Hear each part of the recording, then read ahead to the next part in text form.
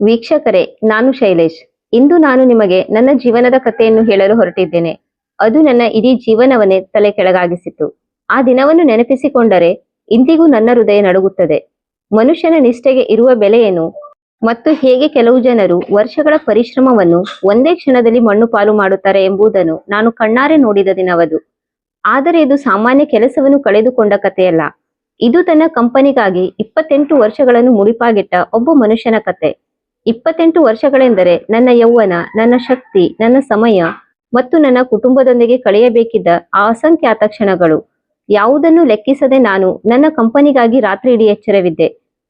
ಆದರೆ ಸಮಯ ಬಂದಾಗ ಅದೇ ಕಂಪನಿಯ ಸಿಇಒ ನನ್ನ ಕಡೆ ಬೆರಳು ತೋರಿಸಿ ಹೇಳಿದ್ದರು, ಬಾಗಿಲು ಆ ಕಡೆ ಇದೆ ಶೈಲೇಶ್, ಈಗ ಇಲ್ಲಿ ನಿನ್ನ ಅಗತ್ಯವಿಲ್ಲ ಎಂದರು. ಆ ಕ್ಷಣ ನಾನು ಸಂಪೂರ್ಣವಾಗಿ ಕುಗ್ಗಿ ಹೋದೆ. ಆದರೆ ಜೊತೆಗೆ ಏನೋ ಒಂದು ಎಚ್ಚರವೂ ಆಗಿತ್ತು. ಆ ಎಚ್ಚರವೇ ನನ್ನ ಅಸಲಿ ಶಕ್ತಿಯಾಗಿ ಬದಲಾಯಿತು. ಆ ದಿನದ ಮಾತನ್ನು ನಾನು ಎಂದಿಗೂ ಮರೆಯಲು ಸಾಧ್ಯವಿಲ್ಲ. ಮಧ್ಯಾಹ್ನ ಸರಿಯಾಗಿ 2 ಗಂಟೆಯಾಗಿತ್ತು ಮತ್ತು ನನ್ನನ್ನು ಬೋರ್ಡ್ ರೂಮಿಗೆ ಕರೆಯಲಾಗಿತ್ತು. ನಾನು ಯೋಚಿಸುತ್ತಿದ್ದೆ, ಬಹುಶಃ ಯಾವುದೋ ಹೊಸ ಪ್ರಾಜೆಕ್ಟ್ ಇರಬಹುದು ಅಥವಾ ನನ್ನ ಪ್ರಗತಿಯ ಬಗ್ಗೆ ಇರಬಹುದು ಎಂದುಕೊಂಡಿದ್ದೆ. ಏಕೆಂದರೆ ಕಳೆದ ತಿಂಗಳು ನಾವು ಬಹಳ ದೊಡ್ಡ ಡೀಲ್ ಮುಗಿಸಿದ್ದೆವು ಮತ್ತು ಅದರಲ್ಲಿ ನನ್ನ ಕೊಡುಗೆ ಅತಿ ಹೆಚ್ಚಾಗಿತ್ತು. ನಾನು ನನ್ನ ಬೆಸ್ಟ್ ಸೂಟ್ ಧರಿಸಿದ್ದೆ, ಟೈ ಸರಿಯಾಗಿ ಹಾಕಿದ್ದೆ ಮತ್ತು ಆತ್ಮವಿಶ್ವಾಸದಿಂದ ಆ ಕೋಣೆಯೊಳಗೆ ಹೆಜ್ಜೆ ಇಟ್ಟಿದ್ದೆ. ಆದರೆ ನಾನು ಒಳಗಡೆ ಹೋಗುತ್ತಿದ್ದಂತೆಯೇ ಏನೋ ಎಡವಟ್ಟಾಗಿದೆ ಎಂಬ ಅನುಭವವಾಯಿತು. ಬೋರ್ಡ್ನ ಎಲ್ಲಾ ಸದಸ್ಯರು ಅಲ್ಲಿದ್ದರು ಮತ್ತು ಎಲ್ಲರ ದೃಷ್ಟಿ ನನ್ನ ಮೇಲಿತ್ತು. ಆದರೆ ಆ ದೃಷ್ಟಿ ಗೌರವದಾಗಿರಲಿಲ್ಲ. ಅದು ಮರುಕ ತೋರಿಸುವ ಅಥವಾ ಬಹುಶಃ ಹಾಸ್ಯ ಮಾಡುವಂತಿತ್ತು. ಸಿಇಒ ಅರವಿಂದ್ ಮಲ್ಹೋತ್ರಾ ತನ್ನ ಕುರ್ಚಿಯಲ್ಲಿ ಗತ್ತಿನಿಂದ ಕುಳಿತಿದ್ದ ಮತ್ತು ಅವನ ಮುಖದಲ್ಲಿ ಒಂದು ವಿಚಿತ್ರವಾದ ಮಂದಹಾಸವಿತ್ತು. ಅದು ನನಗೆ ಸ್ವಲ್ಪವೂ ಇಷ್ಟವಾಗಲಿಲ್ಲ. ಶೈಲೇಶ್, ಕುಳಿತುಕೋ ಅಂದನು. ನಾನು ಕುಳಿತುಕೊಂಡೆ. ಆದರೆ ನನ್ನ ಹೃದಯ ಜೋರಾಗಿ ಬಡಿಯುತ್ತಿತ್ತು. ನಾನು ಕುಳಿತ ತಕ್ಷಣ ಅರವಿಂದ್ ತನ್ನ ಫೈಲ್ ತೆರೆದು ಹೇಳಿದನು, ಶೈಲೇಶ್, ನಾವು ನಿನ್ನ ಪರ್ಫಾರ್ಮೆನ್ಸ್ ರಿವ್ಯೂ ಮಾಡಿದ್ದೇವೆ ಮತ್ತು ನನಗೆ ಅನಿಸುತ್ತಿದೆ ಈಗ ನೀನು ಈ ಕಂಪನಿಗೆ ಸರಿಯಾದ ವ್ಯಕ್ತಿ ಅಲ್ಲ ಎಂದು. ಅವನ ಮಾತು ಕೇಳು ಯಾರೋ ನನ್ನ ಎದೆಗೆ ಚಾಕು ಚುಚ್ಚಿದಂತೆ ಅನಿಸಿತು. ನಾನು ಕೇಳಿದೆ, ಆದರೆ ಸರ್, ನನ್ನ ಪರ್ಫಾರ್ಮೆನ್ಸ್ ಅಂತೂ ಯಾವಾಗಲೂ ಬೆಸ್ಟ್ ಆಗಿದೆ. ಕಳೆದ 3 ವರ್ಷಗಳಿಂದ ನಾನು ಸತತವಾಗಿ ಟಾರ್ಗೆಟ್ ಮೀರುತ್ತಿದ್ದೇನೆ. ನಾನು ನಿಭಾಯಿಸಿದ ಎಲ್ಲಾ ಪ್ರಾಜೆಕ್ಟ್ಗಳು ಸಕ್ಸಸ್ ಆಗಿವೆ. ಮತ್ತೆ ಇದ್ದಕ್ಕಿದ್ದಂತೆ ಇದೇಕೆ? ಅರವಿಂದ್ ನನ್ನ ಮಾತನ್ನು ಮಧ್ಯದಲ್ಲೇ ತುಂಡರಿಸಿ ಹೇಳಿದನು, ಶೈಲೇಶ್, ನಿನಗೆ ವಯಸ್ಸಾಗಿದೆ. ನೀನು ಹಳೆಯ ಆಲೋಚನೆಯ ಮನುಷ್ಯ. ಹೊಸ ಟೆಕ್ನಾಲಜಿ, ಹೊಸ ಸ್ಟ್ರಾಟಜಿ ನಿನ್ನಿಂದ ಸಾಧ್ಯವಿಲ್ಲ. ನಮಗೆ ಯಂಗ್ ಮತ್ತು ಎನರ್ಜೆಟಿಕ್ ಜನರು ಬೇಕು. ಕಂಪನಿಯನ್ನು ಮುಂದಿನ ಹಂತಕ್ಕೆ ಕೊಂಡೊಯ್ಯುವಂತವರು ಬೇಕು. ಆಮೇಲೆ ಅವನು ಒಂದು ಕಾಗದವನ್ನು ನನ್ನ ಕಡೆಗೆ ಸರಿಸಿ ಹೇಳಿದನು, ಇದು ನಿನ್ನ ರಿಲೀವಿಂಗ್ ಲೆಟರ್. ಸೈನ್ ಮಾಡು ಮತ್ತು ಸದ್ದಿಲ್ಲದೆ ಹೊರಟು ಹೋಗು. ಇಲ್ಲದಿದ್ದರೆ ವಿಷಯ ಇನ್ನೂ ಕಷ್ಟವಾಗಬಹುದು. ಆ ಕ್ಷಣ ನನ್ನ ಕಣ್ಣ ಮುಂದೆ ಕತ್ತಲೆ ಆವರಿಸಿತು. ನಾನು ಬೋರ್ಡ್ ರೂಮ್ನ 4 ಕಡೆ ನೋಡಿದೆ. ಕೆಲವೊಬ್ಬರು ತಮ್ಮ ಫೋನ್ ನೋಡುತ್ತಿದ್ದರು. ಇನ್ನು ಕೆಲವರು ಟೇಬಲ್ ಮೇಲಿಟ್ಟ ಕಾಗದಗಳಲ್ಲಿ ಮುಳುಗಿದ್ದರು. ಯಾರು ಕೂಡ ನನ್ನ ಕಡೆ ನೋಡುವ ಧೈರ್ಯ ಮಾಡಲಿಲ್ಲ. ಕೆಲವು ಜನರು ಅವರಿಗೆ ಮಜಾ ಬರುತ್ತಿರುವಂತೆ ನಗುತ್ತಿದ್ದರು. ಒಬ್ಬ ಮನುಷ್ಯನ ವಿನಾಶ ಕಂಡು ಅವರಿಗೆ ಖುಷಿಯಾಗುತ್ತಿತ್ತು. ನನಗೆ ಕೋಪ ಬಂತು. ಆದರೆ ನಾನು ನನ್ನನ್ನು ಸಂಭಾಳಿಸಿಕೊಂಡು ಕೇಳಿದೆ, ಸರ್, ಕನಿಷ್ಠ ನನಗೆ ನಾನು ಅಂತಹದ್ದೇನು ತಪ್ಪು ಮಾಡಿದ್ದೇನೆ ಎಂದು ತಿಳಿಸಿ. ನೀವು ನನಗೆ ಯಾವುದೇ ಮುನ್ಸೂಚನೆ ಇಲ್ಲದೆ ತೆಗೆಯುತ್ತಿದ್ದೀರಿ. 28 ವರ್ಷ ನಾನು ಈ ಕಂಪನಿಗೆ ದುಡಿದಿದ್ದೇನೆ. ನನ್ನ ದುಡಿಮೆಗೆ ಯಾವುದೇ ಬೆಲೆ ಇಲ್ಲವೇ? ಅರವಿಂದ್ ನನ್ನ ಕಣ್ಣಲ್ಲಿ ಕಣ್ಣಿಟ್ಟು ಬಹಳ ಬೇಜವಾಬ್ದಾರಿಯಿಂದ ಹೇಳಿದನು, ಶೈಲೇಶ್, ಸೆಂಟಿಮೆಂಟ್ನಿಂದ ಬಿಸ್ನೆಸ್ ನಡೆಯುವುದಿಲ್ಲ. ಇದು ಕಾರ್ಪೊರೇಟ್ ಪ್ರಪಂಚ. ಇಲ್ಲಿ ರಿಸಲ್ಟ್ಗೆ ಬೆಲೆ ಇದೆ ಮತ್ತು ನಿನ್ನ ರಿಸಲ್ಟ್ ಈಗ ನಮ್ಮ ಸ್ಟ್ಯಾಂಡರ್ಡ್ಗೆ ತಕ್ಕಂತೆ ಇಲ್ಲ. ಸೊ ಪ್ಲೀಸ್ ಡ್ರಾಮಾ ಮಾಡಬೇಡ ಮತ್ತು ಸೈನ್ ಮಾಡು. ಬಾಗಿಲು ಅಲ್ಲೇ ಇದೆ ಶೈಲೇಶ್, ಬಾಗಿಲು ಅಲ್ಲೇ ಇದೆ. ಈ ಶಬ್ದಗಳು ನನ್ನ ಕಿವಿಗಳಲ್ಲಿ ಮೊಳಗುತ್ತಿದ್ದವು. ಬಾಗಿಲು ಅಲ್ಲೇ ಇದೆ ಅಂದ್ರೆ ನಾನು ಯಾವುದೋ ಒಂದು ವಸ್ತು, ಬಳಸಿದ ನಂತರ ಎಸೆದು ಬಿಡುವಂತಹ ವಸ್ತು. ನಾನು ಮೆಲ್ಲನೆ ಪೆನ್ ಎತ್ತಿದೆ ಮತ್ತು ಆ ರಿಲೀವಿಂಗ್ ಲೆಟರ್ ನೋಡಿದೆ. ನನ್ನ ಕೈಗಳು ನಡುಗುತ್ತಿದ್ದವು. ಆದರೆ ನಾನು ನನ್ನನ್ನು ಗಟ್ಟಿಗೊಳಿಸಿಕೊಂಡೆ ಮತ್ತು ಯೋಚಿಸಿದೆ, ಈಗ ಭಾವುಕನಾಗುವ ಸಮಯವಲ್ಲ ಎಂದು. ನಾನು ಆ ಲೆಟರ್ಗೆ ಸೈನ್ ಮಾಡಿ ಟೇಬಲ್ ಮೇಲಿಟ್ಟೆ. ಆಮೇಲೆ ನಾನು ಎದ್ದು ನಿಂತೆ. ನನ್ನ ಲ್ಯಾಪ್ಟಾಪ್ ಬ್ಯಾಗ್ ಎತ್ತಿಕೊಂಡು ಮತ್ತು ಯಾರ ಹತ್ತಿರವೂ ಏನನ್ನು ಹೇಳದೆ ಆ ಬೋರ್ಡ್ ರೂಮ್ನಿಂದ ಹೊರಬಂದೆ. ನಾನು ಹೊರಗೆ ಬಂದ ತಕ್ಷಣ ನನ್ನ ಉಸಿರೇ ನಿಂತು ಹೋದಂತೆ ಅನಿಸಿತು. ಆಫೀಸ್ ಹೊರಗಿನ ತಾಜಾ ಗಾಳಿಯೂ ಕೂಡ ನನಗೆ ಉಸಿರು ಗಟ್ಟಿಸಿದಂತೆ ಅನಿಸಿತು. ನಾನು ನೇರವಾಗಿ ನನ್ನ ಡೆಸ್ಕ್ಗೆ ಹೋದೆ. ನನ್ನ ಸಾಮಾನುಗಳನ್ನು ಪ್ಯಾಕ್ ಮಾಡಿದೆ ಮತ್ತು ಯಾರಿಗೂ ತಿಳಿಸದೆಯೇ ಆಫೀಸ್ನಿಂದ ಹೊರಬಂದೆ. ಕೆಲವು ಜನರು ನನ್ನನ್ನು ನೋಡುತ್ತಿದ್ದರು, ಕೆಲವು ಜನರು ಪಿಸುಗುಟ್ಟುತ್ತಿದ್ದರು. ಆದರೆ ಯಾರೂ ನನ್ನಲ್ಲಿ ಏನೂ ಕೇಳಲಿಲ್ಲ. ಬಹುಶಃ ಎಲ್ಲರಿಗೂ ಈ ವಿಷಯ ಮೊದಲೇ ತಿಳಿದಿರಬೇಕು. ನಾನು ನನ್ನ ಗಾಡಿಯಲ್ಲಿ ಕುಳಿತೆ ಮತ್ತು ಸ್ಟೀರಿಂಗ್ ಹಿಡಿದು ಅಲ್ಲೇ ನಿಂತು ಬಿಟ್ಟೆ. ನನ್ನ ಕೈಗಳಲ್ಲಿ ಈಗಲೂ ನಡುಕವಿತ್ತು. ನನ್ನ ಮಿದುಳು ಮರಗಟ್ಟಿತು. ಈಗ ನನಗೆ ಅಳು ಬರುತ್ತದೆ ಎಂದು ಅಂದುಕೊಂಡಿದ್ದೆ, ಆದರೆ ಕಣ್ಣೀರು ಬರಲೇ ಇಲ್ಲ. ಬಹುಶಃ ನಾನು ಅದೆಂತಹ ಆಘಾತದಲ್ಲಿದ್ದೆ ಎಂದರೆ ನನ್ನ ಶರೀರ ರಿಯಾಕ್ಟ್ ಮಾಡಲು ಸಾಧ್ಯವಾಗುತ್ತಿರಲಿಲ್ಲ. ನಾನು ಗಾಡಿ ಸ್ಟಾರ್ಟ್ ಮಾಡಿದೆ ಮತ್ತು ಮನೆಯ ಕಡೆಗೆ ಹೊರಟೆ. ನಾನು ಹಾದಿಯುದ್ದಕ್ಕೂ ಇನ್ನು ಮುಂದೆ ಏನಾಗಲಿದೆ ಎಂದು ಯೋಚಿಸುತ್ತಿದ್ದೆ. ನನ್ನ ಮಗಳ ಮದುವೆ ಮುಂದಿನ ವರ್ಷವಿದೆ. ನನ್ನ ಪತ್ನಿಗೆ ಡಯಾಬಿಟಿಸ್ ಇದೆ ಮತ್ತು ಅವಳ ಚಿಕಿತ್ಸೆ ನಡೆಯುತ್ತಿದೆ. ಮನೆಯ ಲೋನ್ ಇನ್ನು ಪೂರ್ತಿಯಾಗಿಲ್ಲ ಮತ್ತು ಮೇಲಾಗಿ ನನ್ನ ವಯಸ್ಸು ಈಗ 50ರ ಹತ್ತಿರವಿದೆ. ಹೊಸ ಕೆಲಸ ಸಿಗುವುದು ಕಷ್ಟವಾಗುತ್ತದೆ. ಇದೆಲ್ಲವನ್ನು ಯೋಚಿಸಿ ನನ್ನ ಹೃದಯ ಬಡಿತ ಜೋರಾಗುತ್ತಿತ್ತು. ಆದರೆ ಮತ್ತೆ ನಾನು ನನ್ನನ್ನ ತಡೆದು ಯೋಚಿಸಿದೆ, ಇಲ್ಲ ಶೈಲೇಶ್, ಸೋಲೊಪ್ಪಬೇಡ, ಇನ್ನು ಏನಾದರೂ ಮಾಡಬಹುದು. ಮನೆ ತಲುಪಿ ನಾನು ನನ್ನ ಪತ್ನಿ ಶಾಲಿನಿಗೆ ಎಲ್ಲವನ್ನೂ ತಿಳಿಸಿದೆ. ಅವಳು ನನ್ನ ಮಾತನ್ನು ಕೇಳಿಸಿಕೊಂಡಳು. ಅವಳ ಕಣ್ಣಿನಲ್ಲಿ ನೀರು ಬಂತು. ಆದರೆ ಅವಳು ಧೈರ್ಯ ತೋರಿ ಹೇಳಿದಳು, ಪರವಾಗಿಲ್ಲ, ನಾವಿಬ್ಬರು ಸೇರಿ ಎಲ್ಲವನ್ನೂ ಸಂಭಾಳಿಸೋಣ, ನೀವು ಚಿಂತೆ ಮಾಡಬೇಡಿ. ಅವಳ ಮಾತು ಕೇಳಿ ನನಗೆ ಸ್ವಲ್ಪ ನೆಮ್ಮದಿಯಾಯಿತು. ಆದರೆ ಒಳಗೊಳಗೆ ನಾನು ಒಡೆದು ಹೋಗಿದ್ದೆ.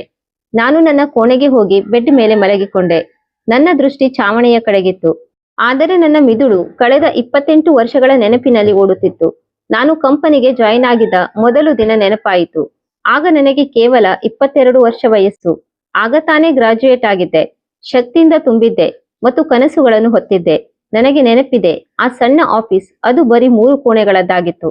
ಆಗ ಕಂಪನಿಯಲ್ಲಿ ಬರೀ 12 ಜನರು ಕೆಲಸ ಮಾಡುತ್ತಿದ್ದರು ಮತ್ತು ಸಂಸ್ಥಾಪಕ ರಾಜೇಶ್ ಅಗರ್ವಾಲ್ ಅವರೇ ಸ್ವತಃ ಪ್ರತಿ ಕೆಲಸದಲ್ಲಿ ಕೈ ಜೋಡಿಸುತ್ತಿದ್ದರು.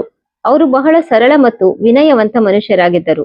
ಅವರು ನನಗೆ ಮೊದಲ ದಿನವೇ ಹೇಳಿದ್ದರು, ಶೈಲೇಶ್, ಇಲ್ಲಿ ಯಾವುದೇ ಬಾಸ್ ಎಂಪ್ಲಾಯ್ ಕಾಟವಿಲ್ಲ. ನಾವೆಲ್ಲರೂ ಒಂದು ಟೀಮ್ ಮತ್ತು ನಾವೆಲ್ಲರೂ ಸೇರಿ ಈ ಕಂಪನಿಯನ್ನು ದೊಡ್ಡದಾಗಿಸಬೇಕು. ನೀನು ಪರಿಶ್ರಮ ಪಡು, ಪ್ರಾಮಾಣಿಕತೆಯಿಂದ ಕೆಲಸ ಮಾಡು, ಬಾಕಿ ಎಲ್ಲ ತಾನಾಗಿಯೇ ಆಗುತ್ತದೆ. ಮತ್ತು ನಾನು ಹಾಗೆಯೇ ಮಾಡಿದ್ದೆ. ನಾನು ಹಗಲಿರುಳು ಕಷ್ಟಪಟ್ಟು ಕೆಲಸ ಮಾಡಿದ್ದೆ. ನನ್ನ ಮೊದಲ ಪ್ರಾಜೆಕ್ಟ್ ಒಂದು ಸಾಫ್ಟ್ವೇರ್ ಡೆವಲಪ್ಮೆಂಟ್ನದ್ದಾಗಿತ್ತು. ಅದು ಬಹಳ ಸಂಕೀರ್ಣವಾಗಿತ್ತು. ಕ್ಲೈಂಟ್ನ ಡಿಮ್ಯಾಂಡ್ ಬಹಳ ಹೆಚ್ಚಿತ್ತು ಮತ್ತು ಸಮಯ ಬಹಳ ಕಡಿಮೆ ಇತ್ತು. ಆದರೆ ನಾನು ಸೋಲೊಪ್ಪಲಿಲ್ಲ. ನಾನು ರಾತ್ರಿಯಿಡೀ ಆಫೀಸ್ನಲ್ಲಿ ಇರುತ್ತಿದ್ದೆ. ಕೆಲವೊಮ್ಮೆ ಬೆಳಿಗ್ಗೆ 4 ಗಂಟೆಯವರೆಗೆ ಕೆಲಸ ಮಾಡುತ್ತಿದ್ದೆ ಮತ್ತು ಆಮೇಲೆ ಸ್ವಲ್ಪ ಹೊತ್ತು ಮಲಗಿ ಮತ್ತೆ ಕೆಲಸಕ್ಕೆ ತೊಡಗುತ್ತಿದ್ದೆ. ಆ ಪ್ರಾಜೆಕ್ಟ್ ನೀಡಲು ನನಗೆ 3 ತಿಂಗಳು ಬೇಕಾಯಿತು ಮತ್ತು ಯಾವಾಗ ಆ ಪ್ರಾಜೆಕ್ಟ್ ಸಕ್ಸಸ್ ಆಯಿತೋ ಆಗ ರಾಜೇಶ್ ಸರ್ ನನ್ನನ್ನು ಒಪ್ಪಿಕೊಂಡಿದ್ದರು ಮತ್ತು ಹೇಳಿದರು, ಶೈಲೇಶ್, ನಿನ್ನಂತಹ ಜನರಿಂದಲೇ ಈ ಕಂಪನಿ ಮುಂದೆ ಹೋಗಲು ಸಾಧ್ಯ. ನನಗೆ ನಿನ್ನ ಬಗ್ಗೆ ಹೆಮ್ಮೆ ಇದೆ. ಅಂದು ನನಗೆ ಅನ್ನಿಸಿತು, ನಾನು ಈ ಕಂಪನಿಗೆ ಸೇರಿ ನನ್ನ ಜೀವನದಲ್ಲಿ ಸರಿಯಾದ ನಿರ್ಧಾರ ತೆಗೆದುಕೊಂಡಿದ್ದೇನೆ ಮತ್ತು ಅದರ ನಂತರ ನಾನು ಎಂದು ಹಿಂದೆ ತಿರುಗಿ ನೋಡಲೇ ಇಲ್ಲ. ವರ್ಷದಿಂದ ವರ್ಷಕ್ಕೆ ನಾನು ಪ್ರಗತಿ ಹೊಂದುತ್ತಾ ಹೋದೆ. ಇಂಟರ್ನಿಂದ ಜೂನಿಯರ್ ಡೆವಲಪರ್, ಆಮೇಲೆ ಸೀನಿಯರ್ ಡೆವಲಪರ್, ಆಮೇಲೆ ಟೀಮ್ ಲೀಡ್, ಆಮೇಲೆ ಪ್ರಾಜೆಕ್ಟ್ ಮ್ಯಾನೇಜರ್ ಮತ್ತು ಕೊನೆಗೆ ಸೀನಿಯರ್ ವೈಸ್ ಪ್ರೆಸಿಡೆಂಟ್. ಪ್ರತಿ ಹಂತದಲ್ಲೂ ನಾನು ಕಷ್ಟಪಟ್ಟು ಮೇಲೆ ಬಂದಿದ್ದೆ. ಪ್ರತಿ ಪ್ರಾಜೆಕ್ಟ್ ಅನ್ನು ನನ್ನ ಮಗು ಎಂದು ತಿಳಿದು ಸಾಕಿದ್ದೆ. ಕಂಪನಿಯ ಪ್ರತಿ ಕಷ್ಟದ ಸಮಯದಲ್ಲಿ ನಾನು ಜೊತೆಗಿದ್ದೆ. ಯಾವಾಗ ಕಂಪನಿಗೆ ಫಂಡಿಂಗ್ ಸಿಗುತ್ತಿರಲಿಲ್ಲವೋ ಮತ್ತು ಎಲ್ಲರೂ ಕೆಲಸ ಬಿಟ್ಟು ಹೋಗುತ್ತಿದ್ದರೋ ಆಗ ನಾನೇ ರಾಜೇಶ್ ಸರ್ ಜೊತೆ ನಿಂತಿದ್ದೆ. ಕಂಪನಿ ನಡೆಯಲಿ ಎಂದು ನಾನು ನನ್ನ ಸಂಬಳದ ಹಣವನ್ನು ಕೂಡ ಇನ್ವೆಸ್ಟ್ ಮಾಡಿದ್ದೆ. ಯಾವಾಗ ನಮ್ಮ ಹತ್ತಿರ ಆಫೀಸ್ನ ಬಾಡಿಗೆ ನೀಡಲು ಹಣವಿರಲಿಲ್ಲವೋ ಆಗ ನಾನು ನನ್ನ ಮನೆಯ ಕೆಲವು ಸಾಮಾನು ಮಾರಿ ಹಣ ನೀಡಿದ್ದೆ. ಇದೆಲ್ಲವನ್ನು ನಾನು ಮಾಡಿದ್ದು ಏಕೆಂದರೆ ನನಗೆ ನಂಬಿಕೆ ಇತ್ತು, ಈ ಕಂಪನಿ ಒಂದು ದಿನ ಬಹಳ ದೊಡ್ಡ ಮಟ್ಟಕ್ಕೆ ಬೆಳೆಯುತ್ತದೆ ಮತ್ತು ನನ್ನ ಪರಿಶ್ರಮಕ್ಕೆ ಫಲ ಸಿಗುತ್ತದೆ ಎಂದು. ಮತ್ತು ಹಾಗೆಯೇ ಆಯಿತು. ಕಂಪನಿ ಮೆಲ್ಲ ಮೆಲ್ಲನೆ ಬೆಳೆಯಿತು. ನಾವು ದೊಡ್ಡ ದೊಡ್ಡ ಕ್ಲೈಂಟ್ಸ್ ಬಳಿ ಸೈನ್ ಮಾಡಿದೆವು. ನಮ್ಮ ವಹಿವಾಟು ಕೋಟಿಗಟ್ಟಲೆ ತಲುಪಿತು ಮತ್ತು ಒಂದು ದಿನ ನಾವು ಪಬ್ಲಿಕ್ ಲೀಸ್ಟಿಂಗಿಗೂ ಕೂಡ ಸಿದ್ಧರಾದೆವು. ನಾನು ಖುಷಿಯಾಗಿದ್ದೆ, ಬಹಳ ಖುಷಿಯಾಗಿದ್ದೆ. ಅಂದರೆ ನಾನು ಜೀವನದಲ್ಲಿ ತೆಗೆದುಕೊಂಡ ನಿರ್ಧಾರ ಸರಿಯಾಗಿತ್ತು. ಆದರೆ ಕಂಪನಿ ದೊಡ್ಡದಾಗುತ್ತಾ ಹೋಯಿತು. ಹಾಗೆಯೇ ವಿಷಯಗಳು ಬದಲಾಗುತ್ತಾ ಹೋದವು. ಸುಮಾರು 5 ವರ್ಷಗಳ ಹಿಂದೆ ರಾಜೇಶ್ ಸರ್ ನಿವೃತ್ತಿ ಪಡೆಯುವ ನಿರ್ಧಾರ ಮಾಡಿದರು. ಅವರಿಗೆ ವಯಸ್ಸಾಗಿತ್ತು ಮತ್ತು ಅವರು ತಮ್ಮ ಕುಟುಂಬದ ಜೊತೆ ಸಮಯ ಕಳೆಯಲು ಬಯಸಿದ್ದರು. ಅವರು ಒಬ್ಬ ಹೊಸ ಸಿಇಒ ಹೈರ್ ಮಾಡಿದರು, ಅರವಿಂದ್ ಮೆಲ್ಹೋತ್ರಾ. ಇವನು ಯಾವುದೋ ದೊಡ್ಡ ಮಲ್ಟಿನ್ಯಾಷನಲ್ ಕಂಪನಿಯಿಂದ ಬಂದಿದ್ದನು. ಅರವಿಂದ್ ಬಹಳ ಅಗ್ರೆಸಿವ್ ಮತ್ತು ಆಂಬಿಷಿಯಸ್ ಮನುಷ್ಯನಾಗಿದ್ದನು. ಅವನಿಗೆ ಬರೀ ಪ್ರಾಫಿಟ್ ಮತ್ತು ಗ್ರೋತ್ ಬಗ್ಗೆ ಮಾತ್ರ ಚಿಂತೆ ಇತ್ತು, ಜನರ ಬಗ್ಗೆ ಅಲ್ಲ. ಅವನು ಮೊದಲ ಬಾರಿ ಆಫೀಸ್ಗೆ ಬಂದಾಗ ಎಲ್ಲರನ್ನು ಮೀಟಿಂಗ್ಗೆ ಕರೆದು ಹೇಳಿದನು, ತಾನು ಕಂಪನಿಯನ್ನು ನೆಕ್ಸ್ಟ್ ಲೆವೆಲ್ಗೆ ಕೊಂಡೊಯ್ಯುತ್ತೇನೆ ಎಂದು. ಆದರೆ ಇದಕ್ಕಾಗಿ ಪ್ರತಿಯೊಬ್ಬರು ತಮ್ಮ ಕಂಫರ್ಟ್ ಝೋನ್ ನಿಂದ ಹೊರಬರಬೇಕು, ಹಳೆಯ ಆಲೋಚನೆ ಬಿಡಬೇಕು ಮತ್ತು ಹೊಸ ದಾರಿಗಳನ್ನು ಅಳವಡಿಸಿಕೊಳ್ಳಬೇಕು ಅಂದನು. ಅವನ ಮಾತು ಕೇಳಿ ನನಗೆ ಸ್ವಲ್ಪ ವಿಚಿತ್ರ ಅನಿಸಿತು. ಆದರೆ ನಾನು ಯೋಚಿಸಿದೆ, ಬಹುಶಃ ಹೊಸ ಲೀಡರ್ಶಿಪ್ನ ಇದು ಹೊಸ ರೀತಿ ಇರಬಹುದು ಎಂದು. ಆದರೆ ಮೆಲ್ಲ ಮೆಲ್ಲಗೆ ನನಗೆ ಅರ್ಥವಾಗಲಾರಂಭಿಸಿತು. ಅರವಿಂದ್ ಬರೀ ಮಾತನಾಡುತ್ತಿಲ್ಲ, ಅವನು ವಾಸ್ತವದಲ್ಲಿ ಕಂಪನಿಯನ್ನು ತನ್ನಿಷ್ಟದಂತೆ ಬದಲಿಸಲು ಬಯಸುತ್ತಿದ್ದಾನೆ ಎಂದು. ಅವನು ಹೊಸ ಜನರನ್ನು ಹೈರ್ ಮಾಡಲು ಪ್ರಾರಂಭಿಸಿದನು ಅವನ ಗೆಳೆಯರು ಮತ್ತು ಅವನು ಮೊದಲು ಕೆಲಸ ಮಾಡುತ್ತಿದ್ದ ಕಂಪನಿಯವರು ಹಳೆಯ ಉದ್ಯೋಗಿಗಳನ್ನು ಮೆಲ್ಲ ಮೆಲ್ಲಗೆ ಸೈಡ್ಲೈನ್ ಮಾಡಲಾರಂಭಿಸಿದನು. ಅವರ ಅಭಿಪ್ರಾಯಗಳನ್ನು ಕೇಳುತ್ತಿರಲಿಲ್ಲ. ಅವರನ್ನ ಇಂಪಾರ್ಟೆಂಟ್ ಮೀಟಿಂಗ್ಗಳಿಂದ ಹೊರಗಿಡಲಾಗುತ್ತಿತ್ತು ಮತ್ತು ಅವರ ಕೆಲಸವನ್ನ ಕೀಳಾಗಿ ಕಾಣಲಾಗುತ್ತಿತ್ತು. ನನಗೂ ಕೂಡ ಇದೆಲ್ಲವೂ ಅನುಭವಕ್ಕೆ ಬರುತ್ತಿತ್ತು. ಆದರೆ ನಾನು ಸುಮ್ಮನಿದ್ದೆ, ಏಕೆಂದರೆ ನನಗೆ ಅನ್ನಿಸಿತು ಬಹುಶಃ ಇದು ಬರೀ ಒಂದು ಹಂತ ಇರಬಹುದು ಮತ್ತು ವಿಷಯಗಳು ನಾರ್ಮಲ್ ಆಗುತ್ತವೆ ಎಂದು. ಆದರೆ ವಿಷಯಗಳು ನಾರ್ಮಲ್ ಆಗಲಿಲ್ಲ, ಬದಲಾಗಿ ಇನ್ನೂ ಹದಗೆಟ್ಟವು. ಅರವಿಂದ್ ಎಷ್ಟೋ ನಿರ್ಧಾರಗಳನ್ನು ತೆಗೆದುಕೊಂಡನು. ಅವು ನನಗೆ ಪೂರ್ತಿ ತಪ್ಪು ಎಂದು ಅನಿಸಿದವು. ಒಂದು ಬಾರಿ ಅವನು ಒಂದು ಬಹಳ ದೊಡ್ಡ ಡೀಲ್ ಸೈನ್ ಮಾಡಿದನು. ಅದರಲ್ಲಿ ನಾವು ಒಂದು ಟೆಕ್ನಾಲಜಿ ನೀಡಬೇಕಿತ್ತು. ಅದು ನಮ್ಮ ಹತ್ತಿರ ಇರಲೇ ಇಲ್ಲ. ನಾನು ಅವನಿಗೆ ತಿಳಿ ಹೇಳಲು ಪ್ರಯತ್ನಿಸಿದೆ, ಸರ್ ಇದು ರಿಸ್ಕಿ, ನಾವು ಇದನ್ನು ಪ್ರಾಮಿಸ್ ಮಾಡಲು ಸಾಧ್ಯವಿಲ್ಲ, ಏಕೆಂದರೆ ಇಂದಿನವರೆಗೂ ನಾವು ಅಂತಹದನ್ನ ಏನನ್ನೂ ಡೆವಲಪ್ ಮಾಡಿಲ್ಲ ಎಂದೆ. ಆದರೆ ಅವನು ನನ್ನ ಮಾತನ್ನು ನಗುತ್ತಾ ತಳ್ಳಿ ಹಾಕಿದನು ಮತ್ತು ಹೇಳಿದನು, ಶೈಲೇಶ್, ನೀನು ಅತಿಯಾಗಿ ಯೋಚಿಸುತ್ತಿದ್ದೀಯಾ. ಬಿಸ್ನೆಸ್ ನಲ್ಲಿ ರಿಸ್ಕ್ ತೆಗೆದುಕೊಳ್ಳಬೇಕಾಗುತ್ತದೆ, ನಾವು ಮಾಡಿ ತೋರಿಸೋಣ ಅಂದನು. ಆಮೇಲೆ ಏನಾಯ್ತು? ಆ ಪ್ರಾಜೆಕ್ಟ್ ಪೂರ್ತಿಯಾಗಿ ಫೇಲ್ ಆಯಿತು. ನಮಗೆ ಕೋಟಿಗಟ್ಟಲೆ ನಷ್ಟವಾಯಿತು. ಕ್ಲೈಂಟ್ ಕೋರ್ಟ್ನಲ್ಲಿ ಕೇಸ್ ಹಾಕಿದನು ಮತ್ತು ಕಂಪನಿಯ ರೆಪ್ಯುಟೇಷನ್ಗೆ ಬಹಳ ದೊಡ್ಡ ಏಟು ಬಿತ್ತು. ಆದರೆ ಅರವಿಂದ್ ಇದರ ಜವಾಬ್ದಾರಿ ತೆಗೆದುಕೊಳ್ಳುವ ಬದಲು ಪೂರ್ತಿ ದೋಷವನ್ನ ಟೀಮ್ ಮೇಲೆ ಹಾಕಿದನು ಮತ್ತು ಹಲವಾರು ಜನರನ್ನು ಕೆಲಸದಿಂದ ತೆಗೆದನು. ನಾನು ಆ ಸಮಯದಲ್ಲೂ ಕೂಡ ಏನನ್ನೂ ಹೇಳಲಿಲ್ಲ, ಏಕೆಂದರೆ ನನಗೆ ಅನಿಸಿತ್ತು ನನ್ನ ಮಾತನ್ನ ಯಾರು ಕೇಳುವುದಿಲ್ಲ ಎಂದು. ಆದರೆ ಒಳಗೊಳಗೆ ನಾನು ಬಹಳ ಆತಂಕದಲ್ಲಿದ್ದೆ. ನಾನು ಯಾವ ಕಂಪನಿಯನ್ನು ನನ್ನ ರಕ್ತ ಬೆವರಿನಿಂದ ನಿರ್ಮಿಸಿದ್ದೇನೋ ಅದು ಮೆಲ್ಲ ಮೆಲ್ಲಗೆ ನಾಶವಾಗುತ್ತಿತ್ತು ಮತ್ತು ಇದಕ್ಕೆಲ್ಲ ಕಾರಣ ಅರವಿಂದ್ ಮೆಲ್ಹೋತ್ರ. ಆದರೆ ಅತಿ ಕೆಟ್ಟ ವಿಷಯವೆಂದರೆ ಬೋರ್ಡ್ ಮೆಂಬರ್ಸ್ ಕೂಡ ಅವನಿಗೆ ಸಾಥ್ ನೀಡುತ್ತಿದ್ದರು, ಏಕೆಂದರೆ ಅವರಿಗೆ ಬರೀ ಪ್ರಾಫಿಟ್ ಬೇಕಿತ್ತು. ಅದು ಎಷ್ಟೇ ತಪ್ಪು ದಾರಿಯಿಂದ ಬಂದರೂ ಸರಿ, ಮೆಲ್ಲ ಮೆಲ್ಲಗೆ ಕಂಪನಿಯ ವಾತಾವರಣವೇ ಬದಲಾಯಿತು. ಮೊದಲು ಎಲ್ಲಿ ಎಲ್ಲರೂ ಒಂದು ಫ್ಯಾಮಿಲಿ ತರಹ ಕೆಲಸ ಮಾಡುತ್ತಿದ್ದರೋ ಅಲ್ಲಿ ಈಗ ರಾಜಕೀಯ ಚಾಲಾಕಿತನ ಮತ್ತು ಒಬ್ಬರನ್ನೊಬ್ಬರು ಕೀಳಾಗಿ ಕಾಣುವ ಪೈಪೋಟಿ ಶುರುವಾಯಿತು. ನನಗೆ ಇದೆಲ್ಲವೂ ಬಹಳ ಕೆಟ್ಟದಾಗಿ ಅನಿಸುತ್ತಿತ್ತು. ಆದರೆ ನಾನು ಏನು ಮಾಡಲಿ? ನಾನು ಬರೀ ಒಬ್ಬ ಉದ್ಯೋಗಿ ಅಷ್ಟೇ ಮತ್ತು ನನ್ನ ಹತ್ತಿರ ಯಾವುದೇ ಶಕ್ತಿ ಇರಲಿಲ್ಲ. ಒಂದು ಬಾರಿ ನಾನು ಅರವಿಂದ್ ಹತ್ತಿರ ಮಾತನಾಡಲು ಪ್ರಯತ್ನಿಸಿದ್ದೆ. ನಾನು ಅವನ ಕ್ಯಾಬಿನ್ ಒಳಗೆ ಹೋದೆ ಮತ್ತು ಹೇಳಿದೆ, ಸರ್, ನನಗೆ ನಿಮ್ಮ ಹತ್ತಿರ ಕೆಲವು ಮುಖ್ಯವಾದ ಮಾತುಗಳನ್ನ ಆಡಬೇಕಿದೆ. ಅವನು ನನಗೆ ಕುಳಿತುಕೊಳ್ಳಲು ಹೇಳಿದನು. ನಾನು ಕುಳಿತುಕೊಂಡೆ. ನಾನು ಹೇಳಿದೆ, ಸರ್, ನನಗೆ ಅನಿಸುತ್ತಿದೆ ಕಂಪನಿಯಲ್ಲಿ ಕೆಲವು ವಿಷಯಗಳು ತಪ್ಪಾಗಿ ನಡೆಯುತ್ತಿವೆ.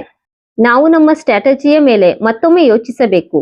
ನಾವು ತುಂಬಾ ರಿಸ್ಕ್ ತೆಗೆದುಕೊಳ್ಳುತ್ತಿದ್ದೇವೆ ಮತ್ತು ಒಂದು ವೇಳೆ ಏನಾದರೂ ತಪ್ಪಾದರೆ ಕಂಪನಿಗೆ ಬಹಳ ದೊಡ್ಡ ನಷ್ಟವಾಗಬಹುದು ಅಂದೆ. ಅರವಿಂದ್ ನನ್ನ ಮಾತನ್ನು ಕೇಳಿಸಿಕೊಂಡು ಆಮೇಲೆ ಬಹಳ ತಣ್ಣನೆಯ ರೀತಿಯಲ್ಲಿ ಹೇಳಿದನು, ಶೈಲೇಶ್, ನಿನ್ನ ಪ್ರಾಬ್ಲಮ್ ಏನೆಂದರೆ ನೀನು ಹಳೆಯ ಕಾಲದ ಮನುಷ್ಯ. ನೀನು ಯಾವಾಗಲೂ ಸೇಫ್ ಪ್ಲೇ ಮಾಡಲು ಬಯಸುತ್ತೀಯ. ಆದರೆ ಇಂದಿನ ಪ್ರಪಂಚದಲ್ಲಿ ಸೇಫ್ ಪ್ಲೇಯಿಂದ ಏನೂ ಆಗಲ್ಲ.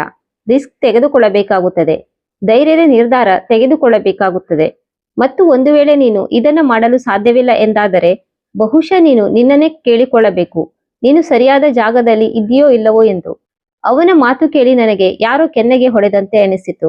ನಾನು ಎದ್ದೆ ಮತ್ತು ಏನು ಹೇಳದೆ ಹೊರಗೆ ಬಂದೆ. ಅರವಿಂದ್ ನನ್ನ ಮಾತನ್ನು ಕೇಳುವುದಿಲ್ಲ ಎಂದು ಅಂದು ನನಗೆ ಅರ್ಥವಾಯಿತು. ಮತ್ತು ಬಹುಶಃ ನನ್ನ ದಿನಗಳು ಈ ಕಂಪನಿಯಲ್ಲಿ ಈಗ ಬೆರಳೆಣಿಕೆಯಷ್ಟು ಮಾತ್ರ ಇವೆ. ಆದರೆ ನಾನು ಧೈರ್ಯ ಕಳೆದುಕೊಳ್ಳಲಿಲ್ಲ. ನಾನು ಯೋಚಿಸಿದೆ, ನಾನು ನನ್ನ ಕೆಲಸ ಮಾಡುತ್ತಿರುತ್ತೇನೆ, ಮುಂದೆ ಏನಾಗುತ್ತದೋ ನೋಡೋಣ. ಆದ್ರೆ ವೀಕ್ಷಕರೇ, ಯಾವುದು ಆಗಬೇಕಿತ್ತೋ ಅದು ಆಗಿಯೇ ಹೋಯಿತು. ಅಂದು ಯಾವಾಗ ನನ್ನನ್ನು ಬೋರ್ಡ್ ರೂಮ್ಗೆ ಕರೆಯಲಾಯಿತೋ ಮತ್ತು ನನ್ನನ್ನು ಕೆಲಸದಿಂದ ತೆಗೆಯಲಾಯಿತೋ ಆಗ ನನಗೆ ಅರಿವಾಯಿತು ನಾನು ಅದೆಷ್ಟು ತಪ್ಪಾಗಿದ್ದೆ ಎಂದು. ನನ್ನ ಪರಿಶ್ರಮ, ನನ್ನ ನಿಷ್ಠೆ ಮತ್ತು ನನ್ನ ವರ್ಷಗಳ ಅನುಭವ ನನ್ನನ್ನು ಉಳಿಸುತ್ತದೆ ಎಂದು ನಾನು ಯೋಚಿಸಿದ್ದೆ. ಆದರೆ ಇಲ್ಲ, ಈ ಕಾರ್ಪೊರೇಟ್ ಪ್ರಪಂಚದಲ್ಲಿ ಯಾರಿಗೂ ಯಾವುದೇ ವ್ಯಾಲ್ಯೂ ಇಲ್ಲ. ಇಲ್ಲಿ ಬರೀ ಪವರ್ ಮತ್ತು ಹಣದ ಮಾತು ಮಾತ್ರ ನಡೆಯುತ್ತದೆ. ಆ ರಾತ್ರಿ ನನಗೆ ಮಲಗಲು ಸಾಧ್ಯವಾಗಲೇ ಇಲ್ಲ. ನಾನು ಪದೇ ಪದೇ ಆ ದಿನದ ಬಗ್ಗೆ ಯೋಚಿಸುತ್ತಿದ್ದೆ. ಅರವಿಂದ್ ನನಗೆ ಬಾಗಿಲು ಅಲ್ಲೇ ಇದೆ ಎಂದು ಹೇಳಿದ ಈ ಶಬ್ದಗಳು ನನ್ನ ಮಿದುಳಿನಲ್ಲಿ ಪದೇ ಪದೇ ಮೊಳಗುತ್ತಿದ್ದವು. ನಾನು ಕೋಪದಲ್ಲಿದ್ದೆ, ದುಃಖದಲ್ಲಿದ್ದೆ ಮತ್ತು ಬಹುಶಃ ಸ್ವಲ್ಪ ಹೆದರಿದ್ದೆ ಕೂಡ. ಇನ್ನು ಮುಂದೆ ನಾನು ಏನು ಮಾಡಲಿ ಎಂದು ನನಗೆ ಅರ್ಥವಾಗಲಿಲ್ಲ. ಆದರೆ ಆಮೇಲೆ ನನಗೆ ಏನೋ ಒಂದು ನೆನಪಾಯಿತು, ಅಥವಾ ಬಹುಶಃ ನಾನು ಬೇಕೆಂದೇ ಅದನ್ನು ನಿರ್ಲಕ್ಷಿಸಿದ್ದೆ. ಒಂದು ಪೇಟೆಂಟ್. ಅದನ್ನು ನಾನು 7 ವರ್ಷಗಳ ಹಿಂದೆ ಫೈಲ್ ಮಾಡಿದ್ದೆ. ಆ ಪೇಟೆಂಟ್ ಅದು ಕಂಪನಿಯ ಅತಿ ಮಹತ್ವದ ಪ್ರಾಡಕ್ಟ್ನ ಅಡಿಪಾಯವಾಗಿತ್ತು. ಆ ಪೇಟೆಂಟ್ ಇಲ್ಲದಿದ್ದರೆ ಕಂಪನಿಯ ಅತಿ ದೊಡ್ಡ ಆದಾಯದ ಮೂಲವೇ ಮುಕ್ತಾಯವಾಗುತ್ತಿತ್ತು. ನನಗೆ ನೆನಪಾಯಿತು, ಆ ಪೇಟೆಂಟ್ ನನ್ನ ಹೆಸರಿನಲ್ಲಿದೆ, ಕಂಪನಿಯ ಹೆಸರಿನಲ್ಲಿ ಅಲ್ಲ. ವೀಕ್ಷಕರೇ, ಇಲ್ಲಿ ನಾನು ನಿಮಗೆ ಸ್ವಲ್ಪ ಹಿಂದಿನ ಕತೆ ಹೇಳುತ್ತೇನೆ. 7 ವರ್ಷಗಳ ಹಿಂದೆ ನಾನು ಒಂದು ಬಹಳ ದೊಡ್ಡ ಇನೋವೇಟಿವ್ ಸಾಫ್ಟ್ವೇರ್ ಸಿಸ್ಟಮ್ ಡೆವಲಪ್ ಮಾಡಿದ್ದೆ. ಅದು ಡೇಟಾ ಸೆಕ್ಯುರಿಟಿ ಮತ್ತು ಎನ್ಕ್ರಿಪ್ಷನ್ ನಲ್ಲಿ ಒಂದು ಕ್ರಾಂತಿ ತರಬಲ್ಲದ್ದಾಗಿತ್ತು. ನಾನು ತಿಂಗಳುಗಟ್ಟಲೆ ಅದರ ಮೇಲೆ ಕೆಲಸ ಮಾಡಿದ್ದೆ. ರಾತ್ರಿ ಇಡೀ ಎಚ್ಚರವಿದ್ದು ಕೋಡಿಂಗ್ ಮಾಡಿದ್ದೆ, ಟೆಸ್ಟಿಂಗ್ ಮಾಡಿದ್ದೆ ಮತ್ತು ಫೈನಲಿ ಯಾವಾಗ ಅದು ಸಿದ್ಧವಾಯಿತೋ ಆಗ ನಾನು ರಾಜೇಶ್ ಸರ್ಗೆ ತೋರಿಸಿದ್ದೆ. ಅವರು ಬಹಳ ಖುಷಿಪಟ್ಟಿದ್ದರು ಮತ್ತು ಹೇಳಿದ್ದರು, ಇದು ಕಂಪನಿಯ ಗೇಮ್ ಚೇಂಬರ್ ಆಗಬಹುದು. ಅವರು ನನಗೆ ಹೇಳಿದ್ದರು, ನಾನು ಇದರ ಪೇಟೆಂಟ್ ಫೈಲ್ ಮಾಡಬೇಕು, ಯಾಕೆಂದರೆ ಬೇರೆ ಯಾರೂ ಇದನ್ನ ಕಾಪಿ ಮಾಡಬಾರದೆಂದು ಹಾಗೆ ಹೇಳಿದರು. ಆದರೆ ಆ ಸಮಯದಲ್ಲಿ ಕಂಪನಿಯ ಹತ್ತಿರ ಪೇಟೆಂಟ್ ಫೈಲ್ ಮಾಡಲು ಹಣವಿರಲಿಲ್ಲ ಮತ್ತು ಲೀಗಲ್ ಟೀಮ್ ಕೂಡ ಇರಲಿಲ್ಲ.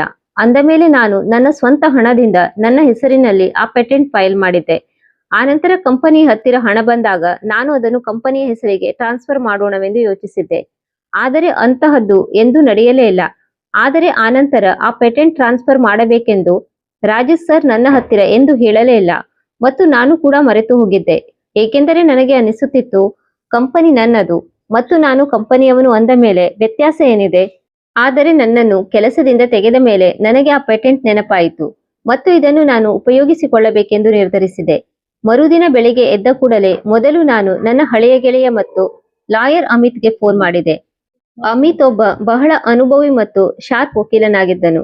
ನಾವು ಜೊತೆಯಾಗಿ ಕಾಲೇಜಿನಲ್ಲಿ ಓದುತ್ತಿದ್ದೆವು ಮತ್ತು ಅವನಿಗೆ ನನ್ನ ಪರಿಸ್ಥಿತಿಯ ಬಗ್ಗೆ ತಿಳಿದಿತ್ತು. ನಾನು ಅವನಿಗೆ ಎಲ್ಲಾ ವಿಷಯಗಳನ್ನು ತಿಳಿಸಿದೆ ಮತ್ತು ಪೇಟೆಂಟ್ ಬಗ್ಗೆಯೂ ತಿಳಿಸಿದೆ. ಅವನು ನನ್ನ ಮಾತನ್ನ ಗಮನವಿಟ್ಟು ಕೇಳಿಸಿಕೊಂಡು ಆಮೇಲೆ ಹೇಳಿದನು, ಶೈಲೇಶ್, ಒಂದು ವೇಳೆ ಈ ಪೇಟೆಂಟ್ ನಿಜವಾಗಿಯೂ ನಿನ್ನ ಹೆಸರಿನಲ್ಲಿದ್ದರೆ ಅದನ್ನು ವಾಪಸ್ ಪಡೆಯಲು ನಿನಗೆ ಪೂರ್ಣ ಅಧಿಕಾರವಿದೆ. ಆದರೆ ಮೊದಲು ನನಗೆ ಎಲ್ಲಾ ಡಾಕ್ಯುಮೆಂಟ್ಸ್ ಬೇಕು, ಅಂದರೆ ನಾನು ವೆರಿಫೈ ಮಾಡಬಲ್ಲೆ. ನಾನು ತಕ್ಷಣ ನನ್ನ ಎಲ್ಲಾ ಹಳೆಯ ಡಾಕ್ಯುಮೆಂಟ್ಸ್ ಹೊರತೆಗೆದೆ. ಪೇಟೆಂಟ್ನ copy, legal papers, filing records ಎಲ್ಲವನ್ನೂ ಮತ್ತು ಅವುಗಳನ್ನ ಅಮಿತ್ ಹತ್ತಿರ ಕಳುಹಿಸಿದೆ. 2 ದಿನಗಳ ನಂತರ ಅಮಿತ್ ನನ್ನನ್ನ ಕರೆಸಿ ಹೇಳಿದನು, ಶೈಲೇಶ್, ನೀನು ಹೇಳಿದ್ದು ಸರಿ ಇದೆ.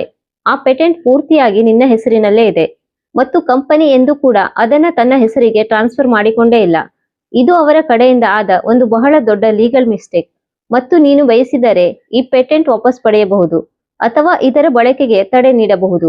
ನಾನು ಕೇಳಿದೆ, ಒಂದು ವೇಳೆ ನಾನು ಹೀಗೆ ಮಾಡಿದರೆ ಏನಾಗುತ್ತದೆ? ಅಮಿತ್ ನಗುತ್ತಾ ಹೇಳಿದನು, ಒಂದು ವೇಳೆ ನೀನು ಹೀಗೆ ಮಾಡಿದರೆ ಕಂಪನಿಯ ಅತಿ ದೊಡ್ಡ ಪ್ರಾಡಕ್ಟ್ ನಿಂತು ಹೋಗುತ್ತದೆ, ಏಕೆಂದರೆ ಅದು ಪೂರ್ತಿಯಾಗಿ ಇದೇ ಪೇಟೆಂಟ್ ಮೇಲೆ ಬೇಸ್ ಆಗಿದೆ ಮತ್ತು ಆ ಪ್ರಾಡಕ್ಟ್ ನಿಂದ ಕಂಪನಿಗೆ ವಾರ್ಷಿಕವಾಗಿ ಸುಮಾರು 750 ಮಿಲಿಯನ್ ಸಂಪಾದನೆ ಆಗುತ್ತದೆ. ಒಂದು ವೇಳೆ ಅದು ನಿಂತು ಹೋದರೆ ಏನಾಗುತ್ತದೆ ಎಂದು ನಿನಗೆ ಅರ್ಥವಾಯಿತೆ?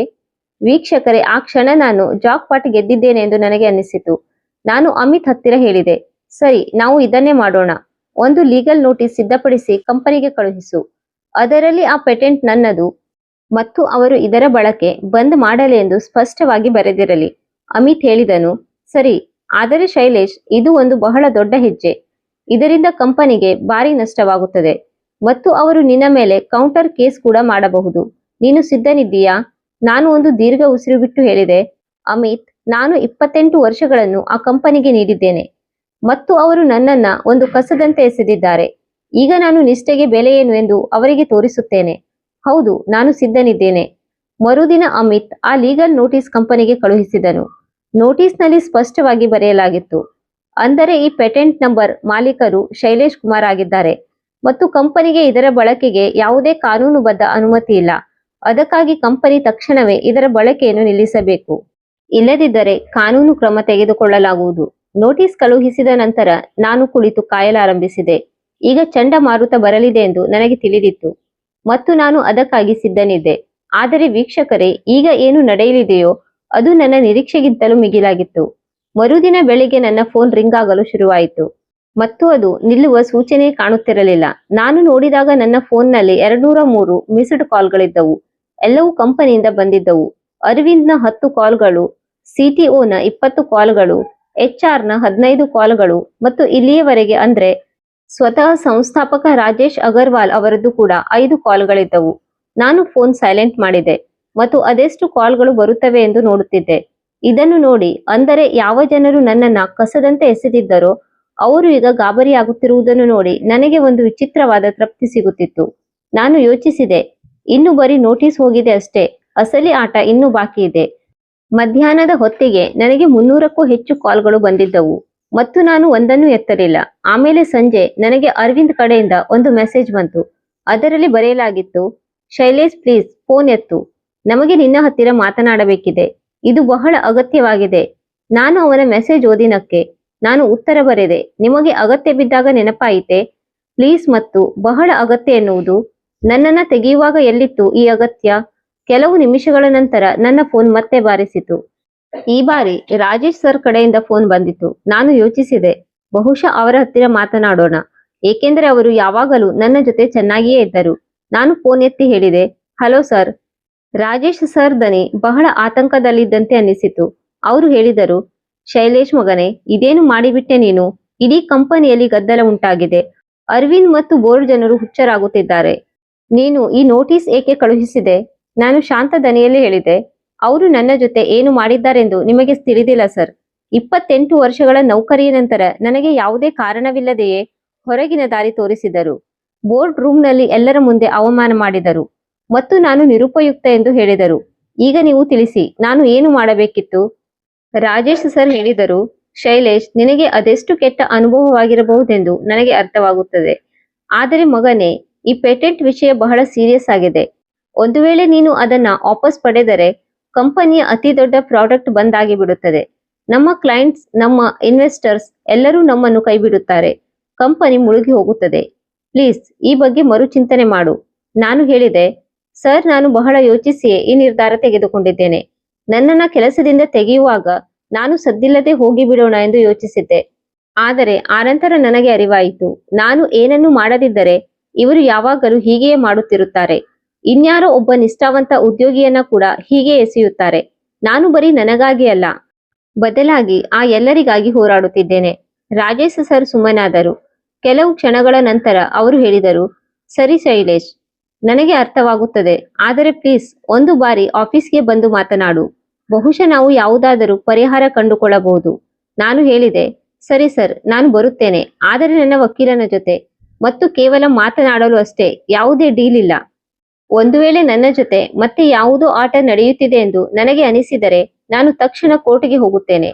ರಾಜೇಶ್ ಸರ್ ಹೇಳಿದರು, ಸರಿ ಮಗನೇ, ಯಾವುದೇ ಆಟ ನಡೆಯುವುದಿಲ್ಲ, ನೀನು ಆರಾಮವಾಗಿ ಬಾ. ಮರುದಿನ ನಾನು ಅಮಿತ್ ಜೊತೆ ಕಂಪನಿಯ ಆಫೀಸ್ಗೆ ಹೋದೆ.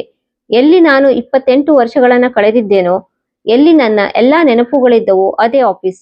ಆದರೆ ಈಗ ಆ ಜಾಗ ನನ್ನ ಪಾಲಿಗೆ ಒಂದು ಯುದ್ಧ ಭೂಮಿಯಾಗಿ ಬದಲಾಗಿತ್ತು.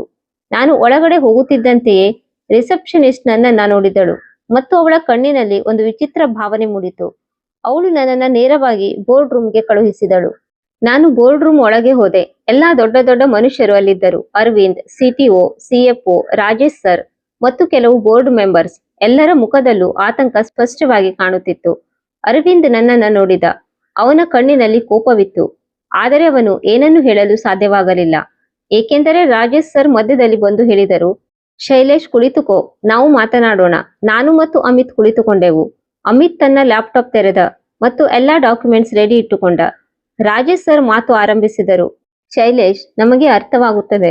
ನಿನ್ನ ವಿಷಯದಲ್ಲಿ ಏನು ನಡೆಯಿತೋ ಅದು ತಪ್ಪಾಗಿತ್ತು ಮತ್ತು ನಾವು ಅದಕ್ಕಾಗಿ ಕ್ಷಮೆ ಕೇಳುತ್ತೇವೆ. ಆದರೆ ಈ ಪೇಟೆಂಟ್ ವಿಷಯದಲ್ಲಿ ಯಾವುದೋ ಮಿಸ್ಅಂಡರ್ಸ್ಟ್ಯಾಂಡಿಂಗ್ ಆಗಿದೆ ಎಂದು ನಮಗೆ ಅನಿಸುತ್ತಿದೆ. ಆ ಪೇಟೆಂಟ್ ಕಂಪನಿಯದ್ದು, ಏಕೆಂದರೆ ನೀನು ಅದನ್ನ ಕಂಪನಿಗಾಗಿ ನಿರ್ಮಿಸಿದ್ದೆ. ಅಮಿತ್ ತಕ್ಷಣ ಮಧ್ಯದಲ್ಲಿ ತಡೆದು ಹೇಳಿದನು, ಸಾರಿ ಸರ್, ಆದರೆ ಲೀಗಲಿ ಆ ಪೇಟೆಂಟ್ ಶೈಲೇಶ್ ಅವರದ್ದು, ಏಕೆಂದರೆ ಅವರು ತಮ್ಮ ಸ್ವಂತ ಹಣದಿಂದ ತಮ್ಮ ಹೆಸರಿನಲ್ಲಿ ಫೈಲ್ ಮಾಡಿದ್ದರು ಮತ್ತು ಕಂಪನಿ ಎಂದು ಅದನ್ನ ಟ್ರಾನ್ಸ್ಫರ್ ಮಾಡಲು ಪ್ರಯತ್ನಿಸಲೇ ಇಲ್ಲ. ನಮ್ಮ ಹತ್ತಿರ ಎಲ್ಲಾ ಡಾಕ್ಯುಮೆಂಟ್ಸ್ ಇವೆ, ಅವು ಇದನ್ನ ಸಾಬೀತುಪಡಿಸುತ್ತವೆ. ಅರವಿಂದ್ ಕಿರುಚಿದ, ಇದೆಲ್ಲ ಅರ್ಥಹೀನವಾಗಿದೆ. ಶೈಲೇಶ್ ಕಂಪನಿಯ ಉದ್ಯೋಗಿಯಾಗಿದ್ದ ಮತ್ತು ಅವನು ಏನೇ ನಿರ್ಮಿಸಿದರೂ ಅದು ಕಂಪನಿಯದ್ದು. ಅಮಿತ್ ಶಾಂತವಾಗಿ ಹೇಳಿದನು, ಸರ್, ಎಂಪ್ಲಾಯ್ಮೆಂಟ್ ಕಾಂಟ್ರಾಕ್ಟ್ ನಲ್ಲಿ ಈ ಕ್ಲಾಸ್ ಇರುತ್ತದೆ, ಆದರೆ ಆ ಸಮಯದಲ್ಲಿ ಶೈಲೇಶ್ ಅವರ ಕಾಂಟ್ರಾಕ್ಟ್ ಅಂತಹದ್ದಾಗಿರಲಿಲ್ಲ ಮತ್ತು ಪೇಟೆಂಟ್ ಫೈಲಿಂಗ್ ಸಮಯದಲ್ಲಿ ಕಂಪನಿ ಯಾವುದೇ ಕ್ಲೇಮ್ ಮಾಡಿರಲಿಲ್ಲ. ಅಂದ ಮೇಲೆ ಈಗ ನೀವು ಏನು ಮಾಡಲು ಸಾಧ್ಯವಿಲ್ಲ. ಬೋರ್ಡ್ ರೂಮ್ನಲ್ಲಿ ಮೌನ ಆವರಿಸಿತು. ಎಲ್ಲರೂ ಒಬ್ಬರಿಗೊಬ್ಬರು ನೋಡಿಕೊಳ್ಳುತ್ತಿದ್ದರು. ಯಾರು ಏನನ್ನೂ ಮಾತನಾಡುತ್ತಿರಲಿಲ್ಲ. ಆಮೇಲೆ ಸಿಎಫ್ಒ ಕೇಳಿದರು, ಶೈಲೇಶ್, ನಿನಗೆ ಏನು ಬೇಕು? ಹಣ ಬೇಕಾ? ಎಷ್ಟು ಬೇಕು? ನಾನು ಹೇಳಿದೆ, ನನಗೆ ಹಣ ಬೇಡ, ನನಗೆ ಗೌರವ ಬೇಕು. ನೀವು ನನ್ನಿಂದ ಕಿತ್ತುಕೊಂಡಿರೋ ಗೌರವ. ಅರವಿಂದ್ ವ್ಯಂಗ್ಯವಾಗಿ ಹೇಳಿದನು, ಗೌರವ? ನಿನಗೆ ಹೀಗೆ ಗೌರವ ಬೇಕಾ? ನೀನು ಇಡೀ ಕಂಪನಿಯನ್ನ ಒತ್ತೆಯಾಳಾಗಿ ಇರಿಸಿಕೊಂಡಿದ್ದೀಯಾ? ನಾನು ಅವನ ಕಡೆ ನೋಡಿ ಹೇಳಿದೆ, ಅರವಿಂದ್, ಯಾವಾಗ ನೀನು ನನ್ನನ್ನ ತೆಗೆದಿದ್ದೀಯೋ ಆಗ ನೀನು ಹೇಳಿದ್ದೆ ಬಾಗಿಲು ಅಲ್ಲೇ ಇದೆ ಎಂದು. ಇಂದು ನಾನು ನಿನಗೆ ಅದನ್ನೇ ಹೇಳುತ್ತಿದ್ದೇನೆ, ಬಾಗಿಲು ಅಲ್ಲೇ ಇದೆ. ನೀನು ಈ ಕಂಪನಿಯಿಂದ ಹೊರಟು ಹೋಗು. ಆಗಲೇ ನಾನು ಪೇಟೆಂಟ್ ವಾಪಸ್ ಮಾಡುವ ಬಗ್ಗೆ ಯೋಚಿಸುತ್ತೇನೆ. ಇದನ್ನು ಕೇಳುತ್ತಿದ್ದಂತೆಯೇ ಅರವಿಂದ್ ಮುಖ ಕೆಂಪಾಯಿತು. ಅವನು ಕಿರುಚಿದ, ನನ್ನ ಜೊತೆ ಹೀಗೆ ಮಾತನಾಡಲು ನಿನಗೆ ಎಷ್ಟು ಧೈರ್ಯ? ನಾನು ಈ ಕಂಪನಿಯ ಸಿಇಒ. ನಾನು ಶಾಂತವಾಗಿ ಹೇಳಿದೆ, ನೀನು ಸಿಇಒ ಇರಬಹುದು, ಆದರೆ ಈ ಪೇಟೆಂಟ್ ಇಲ್ಲದೆ ನಿನ್ನ ಕಂಪನಿ ಏನೂ ಇಲ್ಲ ಮತ್ತು ಆ ಪೇಟೆಂಟ್ ನನ್ನ ಹತ್ತಿರವಿದೆ. ಹಾಗಾದರೆ ಈ ಪವರ್ ಯಾರ ಕೈಲಿದೆ? ರಾಜೇಶ್ ಸರ್ ಮಧ್ಯೆ ಬಂದು ಹೇಳಿದರು, ಶೈಲೇಶ್ ಪ್ಲೀಸ್ ಶಾಂತವಾಗು. ನಾವು ಯಾವುದಾದರೂ ದಾರಿ ಹುಡುಕೋಣ. ಅರವಿಂದನ್ನು ತೆಗೆಯುವುದು ಅಷ್ಟು ಸುಲಭವಲ್ಲ. ಅವನು ಬೋರ್ಡ್ನಿಂದ ನೇಮಕಗೊಂಡಿದ್ದಾನೆ. ನಾನು ಹೇಳಿದೆ, ಸರ್ ನನಗೆ ಅರ್ಥವಾಗುತ್ತದೆ. ಆದರೆ ಒಂದು ವೇಳೆ ಬೋರ್ಡ್ಗೆ ತಮ್ಮ ಕಂಪನಿಯನ್ನು ಉಳಿಸಿಕೊಳ್ಳಬೇಕೆಂದರೆ ಅವರು ನಿರ್ಧಾರ ತೆಗೆದುಕೊಳ್ಳಬೇಕಾಗುತ್ತದೆ. ಅರವಿಂದ್ ಅಥವಾ ಪೇಟೆಂಟ್ ಇಬ್ಬರು ಜೊತೆಯಾಗಿ ಸಾಗಲು ಸಾಧ್ಯವಿಲ್ಲ. ಅಮಿತ್ ನನ್ನ ಮಾತನ್ನ ಸಪೋರ್ಟ್ ಮಾಡುತ್ತಾ ಹೇಳಿದನು. ಮತ್ತು ಒಂದು ಮಾತು ತಿಳಿಸಿಬಿಡುತ್ತೇನೆ. ಒಂದು ವೇಳೆ ಈ ವಿಷಯ ಕೋರ್ಟ್ಗೆ ಹೋದರೆ ಮೀಡಿಯಾದಲ್ಲೂ ಬರುತ್ತದೆ ಮತ್ತು ಆಮೇಲೆ ನಿಮ್ಮ ಕಂಪನಿಯ ರೆಪ್ಯುಟೇಷನ್ ಪೂರ್ತಿಯಾಗಿ ನಾಶವಾಗುತ್ತದೆ. ಶೇರ್ ಪ್ರೈಸ್ ಕುಸಿಯುತ್ತದೆ, ಇನ್ವೆಸ್ಟರ್ಸ್ ಓಡಿ ಹೋಗುತ್ತಾರೆ ಮತ್ತು ಕ್ಲೈಂಟ್ಸ್ ಕಾಂಟ್ರಾಕ್ಟ್ ಕ್ಯಾನ್ಸಲ್ ಮಾಡುತ್ತಾರೆ. ಸೊ ಏನು ಮಾಡಬೇಕೆಂದು ಯೋಚಿಸಿ. ಇದನ್ನು ಕೇಳಿ ಬೋರ್ಡ್ ಮೆಂಬರ್ಸ್ ಗಾಬರಿಯಾದರು. ಒಬ್ಬನು ಹೇಳಿದನು, ನಮಗೆ ಇದರ ಮೇಲೆ ನಿರ್ಧಾರ ತೆಗೆದುಕೊಳ್ಳಲು ಸಮಯ ಬೇಕು. ಅಮಿತ್ ಹೇಳಿದನು, ಸರಿ, ನಿಮ್ಮ ಹತ್ತಿರ 24 ಗಂಟೆಗಳಿವೆ. ಇಲ್ಲದಿದ್ದರೆ ನಾವು ಕೋರ್ಟ್ಗೆ ಹೋಗುತ್ತಿದ್ದೇವೆ. ಇಷ್ಟು ಹೇಳಿ ನಾವಿಬ್ಬರು ಬೋರ್ಡ್ ರೂಮ್ನಿಂದ ಹೊರಬಂದೆವು. ನನಗೆ ಬಹಳ ಖುಷಿ ಅನ್ನಿಸುತ್ತಿತ್ತು. ನನ್ನ ಹತ್ತಿರ ಪವರ್ ಇದೆ ಮತ್ತು ನಾನು ನನಗಾಗಿ ನಿಲ್ಲಬಲ್ಲೆ ಎಂದು ನಾನು ಮೊದಲ ಬಾರಿಗೆ ಅನುಭವಿಸಿದೆ. ಅಂದರೆ ಮನೆಗೆ ಬಂದು ನಾನು ಶಾಲಿನಿಗೆ ಎಲ್ಲವನ್ನು ತಿಳಿಸಿದೆ. ಅವಳು ನನ್ನನ್ನು ಅಪ್ಪಿಕೊಂಡು ಹೇಳಿದಳು, ನನಗೆ ನಿನ್ನ ಬಗ್ಗೆ ಹೆಮ್ಮೆ ಇದೆ ಶೈಲೇಶ್. ನೀನು ಸರಿಯಾದದನ್ನೇ ಮಾಡಿದೆ. ಮರುದಿನ ಬೆಳಿಗ್ಗೆ ನನಗೆ ರಾಜೇಶ್ ಸರ್ ಫೋನ್ ಬಂತು. ಅವರು ಹೇಳಿದರು, ಶೈಲೇಶ್, ಬೋರ್ಡ್ ನಿರ್ಧಾರ ತೆಗೆದುಕೊಂಡಿದೆ. ಅರವಿಂದ್ನನ್ನು ಸಿಇಒ ಪೋಸ್ಟ್ನಿಂದ ತೆಗೆದು ಹಾಕಲಾಗಿದೆ ಮತ್ತು ನಾವು ನಿನ್ನ ಜೊತೆ ನಡೆದುಕೊಂಡ ರೀತಿಗೆ ನಾವು ಕ್ಷಮೆ ಕೇಳುತ್ತೇವೆ. ಈಗ ನೀನು ತಿಳಿಸು, ನಿನಗೆ ಏನು ಬೇಕು? ನಾನು ಹೇಳಿದೆ, ಸರ್, ನಾನು ಮತ್ತೆ ಕಂಪನಿಗೆ ಮರಳಲು ಬಯಸುವುದಿಲ್ಲ. ಆದರೆ ಯಾವೆಲ್ಲ ಉದ್ಯೋಗಿಗಳನ್ನು ಅರವಿಂದ್ ತಪ್ಪು ದಾರಿಯಿಂದ ತೆಗೆದಿದ್ದನೋ ಅವರನ್ನ ಮರಳಿ ಕರೆಯಬೇಕು ಮತ್ತು ಅವರ ಬಾಕಿ ಇರುವ ಎಲ್ಲಾ ಹಣವನ್ನು ನೀಡಬೇಕು ಎಂದು ನಾನು ಬಯಸುತ್ತೇನೆ. ಜೊತೆಗೆ ಕಂಪನಿಯಲ್ಲಿ ಒಂದು ಹೊಸ ಪಾಲಿಸಿ ಸಿದ್ಧವಾಗಬೇಕು. ಅದರಲ್ಲಿ ಉದ್ಯೋಗಿಗಳ ಹಕ್ಕುಗಳಿಗೆ ಗೌರವವಿರಲಿ. ರಾಜೇಶ್ ಸರ್ ಹೇಳಿದರು, ಸರಿ ಶೈಲೇಶ್, ನಾವು ಹಾಗೆಯೇ ಮಾಡುತ್ತೇವೆ. ಮತ್ತು ನಿನ್ನ ಪೇಟೆಂಟ್ ಬಗ್ಗೆ? ನಾನು ಹೇಳಿದೆ, ಸರ್, ನಾನು ಪೇಟೆಂಟ್ ಕಂಪನಿಗೆ ವಾಪಸ್ ನೀಡುತ್ತೇನೆ.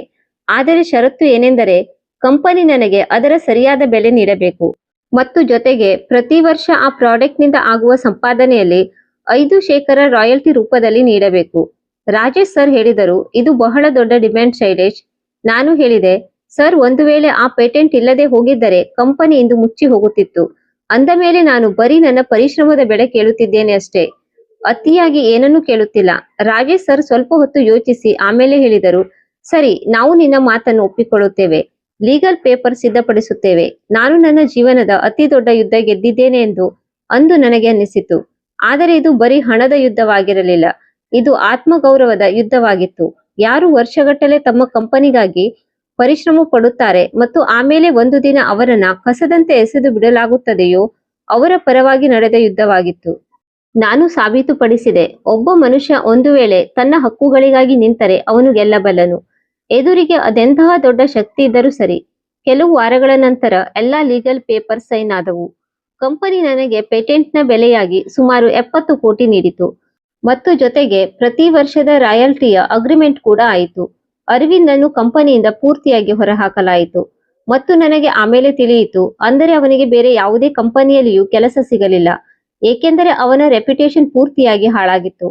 ಯಾವ ಉದ್ಯೋಗಿಗಳನ್ನು ತಪ್ಪು ದಾರಿಯಿಂದ ತೆಗೆಯಲಾಗಿತ್ತೋ ಅವರನ್ನೆಲ್ಲ ಮರಳಿ ಕರೆಯಲಾಯಿತು ಮತ್ತು ಅವರ ಪೂರ್ಣ ಹಣವನ್ನು ನೀಡಲಾಯಿತು. ಕಂಪನಿಯಲ್ಲಿ ಹೊಸ ಪಾಲಿಸಿ ಜಾರಿಗೆ ತರಲಾಯಿತು.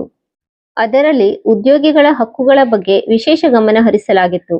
ರಾಜೇಶ್ ಸರ್ ಅವರೇ ಖುದ್ದಾಗಿ ನನಗೆ ಫೋನ್ ಮಾಡಿ ಧನ್ಯವಾದ ತಿಳಿಸಿದರು ಮತ್ತು ಹೇಳಿದರು, ನೀನು ಕಂಪನಿಯನ್ನು ಉಳಿಸಿದೆ ಮತ್ತು ಜೊತೆಗೆ ನಮಗೆ ಒಂದು ಬಹಳ ದೊಡ್ಡ ಪಾಠ ಕಲಿಸಿದೆ. ಇಂದು ನಾನು ಬಹಳ ಖುಷಿಯಾಗಿದ್ದೇನೆ. ಬರೀ ಹಣಕ್ಕಾಗಿ ಅಲ್ಲ, ಬದಲಾಗಿ ನಾನು ನನ್ನ ಆತ್ಮ ಗೌರವವನ್ನ ಮರಳಿ ಪಡೆದಿದ್ದೇನೆ ಎಂದು ನಾನು ಸಾಬೀತುಪಡಿಸಿದ್ದೇನೆ. ನಿಷ್ಠೆಗೆ ಒಂದು ಬೆಲೆ ಇರುತ್ತದೆ ಮತ್ತು ಒಂದು ವೇಳೆ ಯಾರಾದರೂ ಅದನ್ನು ತಿರಸ್ಕರಿಸಿದರೆ ಅವರು ಅದರ ಬೆಲೆ ತೆರೆಯಬೇಕಾಗುತ್ತದೆ. ನಾನು ಇಂದು ಒಂದು ಹೊಸ ಬಿಸ್ನೆಸ್ ಪ್ರಾರಂಭಿಸುವ ಬಗ್ಗೆ ಯೋಚಿಸುತ್ತಿದ್ದೇನೆ. ಎಲ್ಲಿ ನಾನೇ ಬಾಸ್ ಆಗಿರುತ್ತೇನೋ ಅಲ್ಲಿ ಪ್ರತಿ ಉದ್ಯೋಗಿಗೂ ಗೌರವ ಸಿಗುತ್ತದೆ. ಈ ಕಥೆಯಿಂದ ನನಗೆ ಸಿಕ್ಕ ಅತಿ ದೊಡ್ಡ ಪಾಠವೇನೆಂದರೆ, ಎಂದಿಗೂ ನಿಮ್ಮ ಹಕ್ಕುಗಳನ್ನ ಹಗುರವಾಗಿ ತೆಗೆದುಕೊಳ್ಳಬೇಡಿ. ಒಂದು ವೇಳೆ ನಿಮ್ಮ ಜೊತೆ ತಪ್ಪಾಗುತ್ತಿದೆ ಎಂದಾದರೆ ಎದ್ದು ನಿಲ್ಲಿ. ಹೋರಾಡಿ, ನಿಮಗಾಗಿ ಹೋರಾಡಿ. ಏಕೆಂದರೆ ಒಂದು ವೇಳೆ ನೀವು ಹೋರಾಡದಿದ್ದರೆ ಇನ್ಯಾರೂ ನಿಮಗಾಗಿ ಹೋರಾಡುವುದಿಲ್ಲ. ಕಾರ್ಪೊರೇಟ್ ಪ್ರಪಂಚ ಬಹಳ ಕ್ರೂರವಾಗಿದೆ. ಇಲ್ಲಿ ಬರೀ ರಿಸಲ್ಟ್ ಮತ್ತು ಪ್ರಾಫಿಟ್ ಬಗ್ಗೆ ಮಾತ್ರ ಬೆಲೆ ಇದೆ. ಆದರೆ ಇದರರ್ಥ ನೀವು ನಿಮ್ಮ ಗೌರವವನ್ನ ಮಾರಿಕೊಳ್ಳಬೇಕು ಎಂದಲ್ಲ. ನಿಮ್ಮ ಪರಿಶ್ರಮಕ್ಕೆ ಬೆಲೆ ಇದೆ, ನಿಮ್ಮ ನಿಷ್ಠೆಗೆ ಬೆಲೆ ಇದೆ. ಮತ್ತು ಒಂದು ವೇಳೆ ಯಾರಾದರೂ ಅದನ್ನ ಅರ್ಥ ಮಾಡಿಕೊಳ್ಳುತ್ತಿಲ್ಲ ಅಂದ ಮೇಲೆ ಅವರಿಗೆ ತಿಳಿ ಹೇಳುವ ಹಕ್ಕು ನಿಮ್ಮ ಹತ್ತಿರವಿದೆ. ಮತ್ತು ವೀಕ್ಷಕರೇ, ಒಂದು ಮಾತು ಯಾವಾಗಲೂ ನೆನಪಿಡಿ, ಯಾವ ಜನರು ಉದ್ಯೋಗಿಗಳನ್ನು ಬಳಸಿ ಎಸೆಯಬಹುದು ಎಂದು ತಿಳಿಯುತ್ತಾರೋ ಅವರು ಒಂದು ದಿನ ಸ್ವತಃ ರಿಪ್ಲೇಸ್ ಆಗಿಬಿಡುತ್ತಾರೆ. ಜೀವನ ಒಂದು ಚಕ್ರ ಇದ್ದಂತೆ. ನೀವು ಇತರರ ಜೊತೆ ಯಾವುದನ್ನ ಮಾಡುತ್ತೀರೋ ಅದು ಒಂದು ದಿನ ನಿಮ್ಮ ಜೊತೆಗೂ ಆಗಿಯೇ ತೀರುತ್ತದೆ. ಹಾಗಾಗಿ ಯಾವಾಗಲೂ ಇತರರನ್ನ ಗೌರವಿಸಿ ಅವರ ಪರಿಶ್ರಮಕ್ಕೆ ಬೆಲೆ ನೀಡಿ. ಮತ್ತು ಎಂದಿಗೂ ಯಾರನ್ನಾದರೂ ದುರ್ಬಲ ಎಂದು ತಿಳಿದು ಅವರ ಲಾಭ ಪಡೆಯಬೇಡಿ. ಏಕೆಂದರೆ ದುರ್ಬಲವಾಗಿ ಕಾಣುವ ಮನುಷ್ಯ ಕೂಡ ಕೆಲವೊಮ್ಮೆ ಅತಿ ಶಕ್ತಿಶಾಲಿ ಆಯುಧವನ್ನು ಹೊಂದಿರುತ್ತಾನೆ. ಮತ್ತು ಯಾವಾಗ ಅವನು ಅದನ್ನು ಬಳಸುತ್ತಾನೋ ಆಗ ಇಡೀ ಪ್ರಪಂಚವೇ ನಡುಗಿ ಹೋಗುತ್ತದೆ. ಹಾಗಾದರೆ ಶೈಲೇಶ್ 28 ವರ್ಷಗಳ ಕಾಲ ನಿಷ್ಠೆಯಿಂದ ಕೆಲಸ ಮಾಡಿದನು ಮತ್ತು ಬದಲಾಗಿ ಅವಮಾನ ಪಡೆದನು, ಆದರೆ ಸೋಲೊಪ್ಪಲಿಲ್ಲ ಮತ್ತು ತನ್ನ ಹಕ್ಕುಗಳಿಗಾಗಿ ಹೋರಾಡಿ ಗೆದ್ದನು. ಈಗ ನಾನು ನಿಮ್ಮಿಂದ ತಿಳಿಯಲು ಬಯಸುತ್ತೇನೆ, ಅಂದರೆ ನಿಮಗೆ ನನ್ನ ಕತೆ ಹೇಗನಿಸಿತು ಎಂದು. ನಿಮಗೆ ಅನಿಸುತ್ತಿದೆಯೇ ನಾನು ಮಾಡಿದ್ದು ಸರಿಯಿದೆ ಎಂದು, ಅಥವಾ ನಾನು ಇನ್ನು ಏನಾದರೂ ಮಾಡಬೇಕಿತ್ತೆ? ನಿಮ್ಮ ಅಭಿಪ್ರಾಯವನ್ನ ಕಮೆಂಟ್ ಬಾಕ್ಸ್ ನಲ್ಲಿ ಖಂಡಿತ ಬರೆಯಿರಿ. ಮತ್ತು ಒಂದು ವೇಳೆ ನಿಮಗೆ ನನ್ನ ಈ ಕತೆ ಇಷ್ಟವಾಗಿದ್ದರೆ ಪ್ಲೀಸ್ ಈ ವಿಡಿಯೋವನ್ನ ಲೈಕ್ ಮಾಡಿ, ಶೇರ್ ಮಾಡಿ ಮತ್ತು ನನ್ನ ಚಾನೆಲ್ ಅನ್ನ ಸಬ್ಸ್ಕ್ರೈಬ್ ಮಾಡುವುದನ್ನು ಮರೆಯಬೇಡಿ. ವೀಕ್ಷಕರೇ, ಅದೆಷ್ಟೋ ಜನರು ತಮ್ಮ ಕೆಲಸದಲ್ಲಿ ಇಂತಹದೇ ಸಮಸ್ಯೆಗಳನ್ನು ಎದುರಿಸುತ್ತಿರುತ್ತಾರೆ. ಆದರೆ ತಮ್ಮ ಪರಿಶ್ರಮಕ್ಕೆ ಯಾವುದೇ ಬೆಲೆ ಇಲ್ಲ. ಅವರನ್ನ ಅವಮಾನಿಸಲಾಗುತ್ತಿದೆ ಅಥವಾ ಅವರ ಜೊತೆ ಅನ್ಯಾಯವಾಗುತ್ತಿದೆ ಎಂದು ಅವರಿಗೆ ಅನ್ನಿಸುತ್ತಿರಬಹುದು. ಅಂತಹ ಎಲ್ಲಾ ಸ್ನೇಹಿತರಲ್ಲಿ ನಾನು ಇಷ್ಟನ್ನೇ ಹೇಳಲು ಬಯಸುತ್ತೇನೆ, ಸೋಲೊಪ್ಪಬೇಡಿ. ನಿಮ್ಮ ಹಕ್ಕುಗಳನ್ನ ಅರಿಯಿರಿ, ನಿಮ್ಮ ಶಕ್ತಿಯನ್ನ ಗುರುತಿಸಿ ಮತ್ತು ಸಮಯ ಬಂದಾಗ ನಿಮಗಾಗಿ ಎದ್ದು ನಿಲ್ಲಿ. ಎದುರಿಗೆ ಅದೆಂತಹ ದೊಡ್ಡ ಶಕ್ತಿ ಇದ್ದರೂ ಸರಿ, ಒಂದು ವೇಳೆ ಸತ್ಯ ನಿಮ್ಮ ಜೊತೆಗಿದ್ದರೆ ಮತ್ತು ನಿಮ್ಮ ಹತ್ತಿರ ಸಾಕ್ಷಿ ಇದ್ದರೆ ಯಾರೂ ನಿಮ್ಮನ್ನ ಏನು ಮಾಡಲು ಸಾಧ್ಯವಿಲ್ಲ. ಒಂದು ವೇಳೆ ನೀವು ಒಬ್ಬ ಉದ್ಯೋಗಿಯಾಗಿದ್ದರೆ ಯಾವಾಗಲೂ ನಿಮ್ಮ ಕೆಲಸದ ಡಾಕ್ಯುಮೆಂಟ್ಸ್, ನಿಮ್ಮ ಕೊಡುಗೆ ರೆಕಾರ್ಡ್ಸ್ ಮತ್ತು ನಿಮ್ಮ ಹಕ್ಕುಗಳಿಗೆ ಸಂಬಂಧಿಸಿದ ಎಲ್ಲಾ ಪೇಪರ್ಸ್ ಗಳನ್ನ ಜಾಗರೂಕತೆಯಿಂದ ಇರಿಸಿಕೊಳ್ಳಿ. ಏಕೆಂದರೆ ಯಾವಾಗ ಅವು ನಮ್ಮ ಕೆಲಸಕ್ಕೆ ಬರುತ್ತವೆ ಎಂದು ನಮಗೆ ತಿಳಿದಿರುವುದಿಲ್ಲ. ನನ್ನ ವಿಷಯದಲ್ಲಿ ಒಂದು ವೇಳೆ ನಾನು ಆ ಪೇಟೆಂಟ್ ಡಾಕ್ಯುಮೆಂಟ್ಸ್ ಗಳನ್ನ ಕಾಪಾಡಿಕೊಳ್ಳದಿದ್ದರೆ ಬಹುಶಃ ಇಂದು ನಾನು ಏನನ್ನೂ ಮಾಡಲು ಸಾಧ್ಯವಾಗುತ್ತಿರಲಿಲ್ಲ. ಹಾಗಾಗಿ ಯಾವಾಗಲೂ ಅಲರ್ಟ್ ಆಗಿರಿ ಮತ್ತು ನಿಮ್ಮ ಕೆಲಸದ ಪೂರ್ಣ ರೆಕಾರ್ಡ್ ಇರಿಸಿಕೊಳ್ಳಿ. ಮತ್ತು ಒಂದು ವೇಳೆ ನೀವು ಒಬ್ಬ ಬಾಸ್ ಅಥವಾ ಮ್ಯಾನೇಜರ್ ಆಗಿದ್ದರೆ ಪ್ಲೀಸ್ ನಿಮ್ಮ ಉದ್ಯೋಗಿಗಳನ್ನ ಗೌರವಿಸಿ, ಅವರ ಪರಿಶ್ರಮಕ್ಕೆ ವ್ಯಾಲ್ಯೂ ನೀಡಿ. ಏಕೆಂದರೆ ನಿಮ್ಮ ಕಂಪನಿ ಅವರ ಶಕ್ತಿಯ ಮೇಲೆಯೇ ನಡೆಯುತ್ತದೆ. ಒಂದು ವೇಳೆ ಅವರು ಇಲ್ಲದಿದ್ದರೆ ನಿಮಗೂ ಅಸ್ತಿತ್ವವಿಲ್ಲ. ಹಾಗಾಗಿ ಅವರ ಜೊತೆ ಒಳ್ಳೆಯ ನಡವಳಿಕೆ ಇರಿಸಿಕೊಳ್ಳಿ. ಅವರು ಮುಖ್ಯ ಎಂದು ಅವರಿಗೆ ಅರಿವಾಗಲಿ. ಮತ್ತು ಯಾವಾಗ ಅವರು ರಿಟೈರ್ಡ್ ಆಗುತ್ತಾರೋ ಅಥವಾ ಕಂಪನಿ ಬಿಡುತ್ತಾರೋ ಆಗ ಅವರನ್ನ ಗೌರವದೊಂದಿಗೆ ಕಳುಹಿಸಿಕೊಡಿ. ನೆನಪಿಡಿ, ನಿಷ್ಠೆ ಉಚಿತವಾಗಿ ಸಿಗುವುದಿಲ್ಲ, ಅದಕ್ಕೆ ಒಂದು ಬೆಲೆ ಇರುತ್ತದೆ. ಮತ್ತು ಯಾರು ಆ ಬೆಲೆಯನ್ನ ಅರ್ಥ ಮಾಡಿಕೊಳ್ಳುವುದಿಲ್ಲವೋ ಅವರು ಒಂದು ದಿನ ಸ್ವತಃ ಅದರ ಬೆಲೆ ತೆರಬೇಕಾಗುತ್ತದೆ. ಹಾಗಾಗಿ ಯಾವಾಗಲೂ ನಿಷ್ಠಾವಂತರಾಗಿರಿ, ಆದರೆ ಕುರುಡ ನಿಷ್ಠೆಯಲ್ಲ. ನಿಮ್ಮ ಹಕ್ಕುಗಳನ್ನ ಅರಿಯಿರಿ ಮತ್ತು ಯಾವಾಗ ಅಗತ್ಯವೋ ಆಗ ಅವುಗಳಿಗಾಗಿ ಹೋರಾಡಿ. ಸಮಯ ನೀಡಿ ಕತೆ ಕೇಳಿದಕ್ಕಾಗಿ ಧನ್ಯವಾದಗಳು.